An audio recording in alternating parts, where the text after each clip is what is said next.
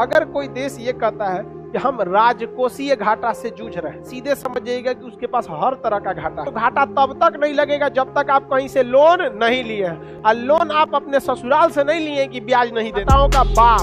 राजकोषीय भारत किस घाटे से जूझ रहा है? सारे घाटाओं से जूझ रहा है। समझा गया? देखिए, लोन लेना गलत बात नहीं है, सोचा घाटा लगना बहुत गलत बात है। भारत हर तरह के घाटाओं से जूझ रहा है।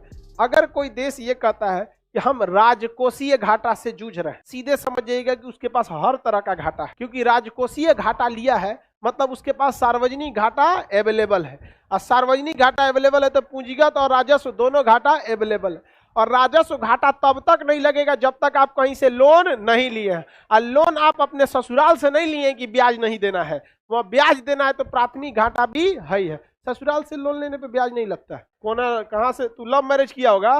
कह रहा है कि सर लगता है। लव मैरिज में ससुराल में ज्यादा वैल्यू नहीं होती, अरेंज मैरिज में ससुराल में वाह जिले इलाही।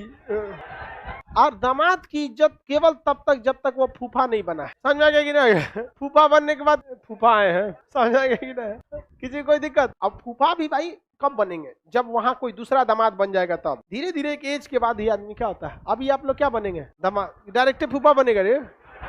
आगे बढ़े। लड़की सबको समझ में आता है? लड़की सब खूब समझती है। सब लड़की सब में ना, हमारे यहाँ जितना लड़की थी सब नया नया ब्याह हुआ तो अपने हस्बैंड के साथ ऐसे घूम रही थी जैसे लग रहा है एनएसजी कमांडो लेके घूम रहे। अरे एकदम खूब उतरा के।